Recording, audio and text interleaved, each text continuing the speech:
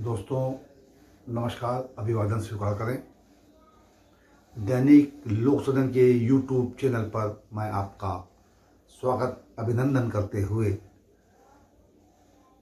आज आपको बताना चाहूँगा कि छत्तीसगढ़ में जहाँ एक तरफ कांग्रेस पार्टी चुनाव लड़ रही है 11 सीटों पर, वहीं भारतीय जनता पार्टी भी लोकसभा की 11 जो सीटें हैं उन पर अपने प्रत्याशी खड़े कर चुकी है, बहुत पहले कर चुकी है।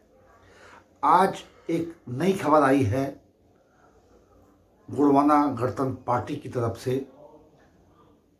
गोंडवाना के सुप्रीमो ने 9 लोकसभा सीटों पर अपने प्रत्याशी उतार दिए हैं। परिणाम स्वरूप अब छत्तीसगढ़ का चुनाव रोमांचक, रोचक और त्रिकोणीय हो चुका है। आज हम आपसे इसी संदर्भ में बात करते हुए आपको बताना चाहेंगे कि इसका जो असर होगा वह क्या होने जा रहा है और गोंडवाना के मैदान जंग में समझ में आ जाने के बाद परिणाम कैसे बदल सकते हैं। जो प्रत्याशी जीतता हुआ आगे बड़ी तेजी से बढ़ रहा था, उसका रथ, उसका पहिया गोंडवाना गणतंत्र पार्टी के इन प्रत्याशियों के मैदान में आ जाने के बाद थमता सा हुआ दिखाई दे रहा है। आज हम यही विश्लेषण आपके पास लेकर आए हैं। इस सब पर आपसे हम चर्चा करें उससे पूर्व आपसे हमारा एक विनम्र निवेदन है, करबद्ध सेवा जोहार के साथ, कि हमारे चैनल को अगरचे आपने सब्सक्राइब नहीं किया है दोस्तों तो कर लें, और साथ ही कमेंट बॉक्स में खुलकर निष्पक्ष भाव से अपनी बात, अपनी आवाज को लिख दें, ताकि आने वाले बुलेटिनों में हम उसका विश्लेषण करते हुए आपकी बात जन जन तक पहुंचाने का प्रयास करें, और साथ ही साथ उन नेताओं तक भी जो आज इन पार्टियों का संचालन कर रहे हैं, नेतृत्व कर रहे हैं।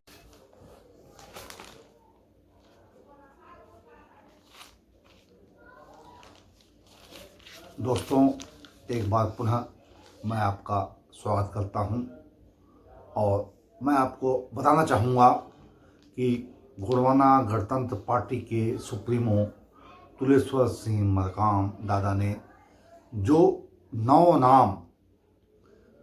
9 लोकसभा समर क्षेत्रों के लिए तय किए हैं, आज घोषित किए हैं, मीडिया को जारी किए हैं, वो मैं आपको बताने का इस बुलेटिन में प्रयास करता हूं। देखिए, कोरबा से, जैसा कि माना जा रहा था कि कोरबा से जहां सरोज पांडे भाजपा से, ज्योत्सना मान कांग्रेस से, तो तुलेश्वर सिंह मरकाम यहाँ से प्रत्याशी हो सकते हैं। और मगर अब एक नया चेहरा आपके सामने आ गया है, वह है श्याम सिंह मरकाम का। आप राष्ट्रीय महासचिव हैं गोंडवाना के, और विगत समय में विधानसभा में आपने चुनाव समर में शिरकत की और पहले भी कर चुके हैं, और उन्होंने दिखा दिया है कि गोंडवाना गणतंत्र पार्टी के वे कितने बड़े नेता हैं। हालांकि चुनाव आप विधानसभा में नहीं विजयी हो पाए, मगर अब कोरबा लोकसभा से आप प्रत्याशी बन करके मैदान में आ चुके हैं। इसी तरह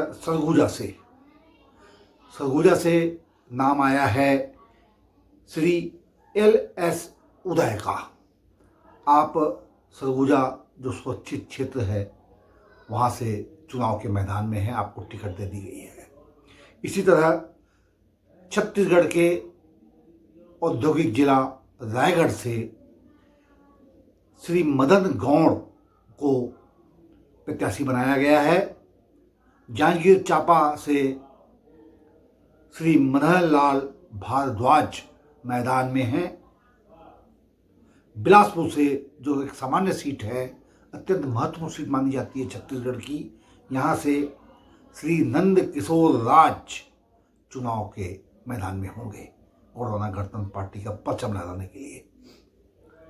राजनांदगांव, जहाँ से भूपेश बघेल जैसी शख्सियत पूर्व मुख्यमंत्री छत्तीसगढ़ की चुनाव लड़ रही है, शायद उनके रास्ते को अवरुद्ध करने के लिए गोंडवाना गणतंत्र पार्टी का यह प्रत्याशी अपने आप में बहुत महत्वपूर्ण रोल रखेगा। आपका नाम है श्री नरेश कुमार मोटघरे, और दुर्ग जो गृह क्षेत्र है पूर्व मुख्यमंत्री भूपेश बघेल का, और बहुत ही महत्वपूर्ण सीट रही है यहाँ भी। यहाँ से श्री मनहर सिंह ठाकुर चुनाव के मैदान में है। आपको आगे मैं बताऊं, छत्तीसगढ़ की राजधानी रायपुर एक लोकसभा क्षेत्र है, जहां से ब्रजमोहन अग्रवाल भारतीय जनता पार्टी के कैंडिडेट हैं। कांग्रेस से विकास उपाध्याय, जो पूर्व में संसदीय सचिव थे भूपेश बघेल के, बड़े महत्वपूर्ण शख्सियत माने जाते हैं। इन दो विभूतियों के बीच त्रिकोणीय संघर्ष को रंग देने के लिए श्री लाल बहादुर यादव को सुप्रीमो तुलेश्वर सिंह मरकाम ने अपना प्रत्याशी गोंडवाना का बनाया है।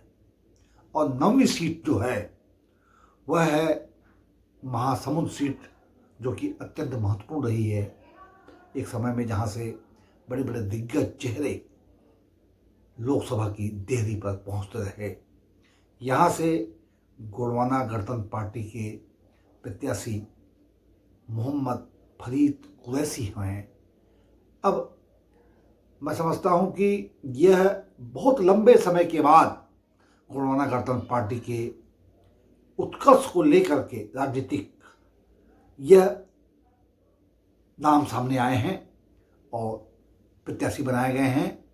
निसंदेह इससे पार्टी का जनाधार मजबूत होने की संभावना है, और यह माना जा रहा है कि इसमें से 2 से 3 प्रत्याशी अत्यंत गंभीर ढंग से जन जन के पास पहुंचने वाले हैं और अपनी जीत की इबारत लिखने की एक चेष्टा, कोशिश संभावित है।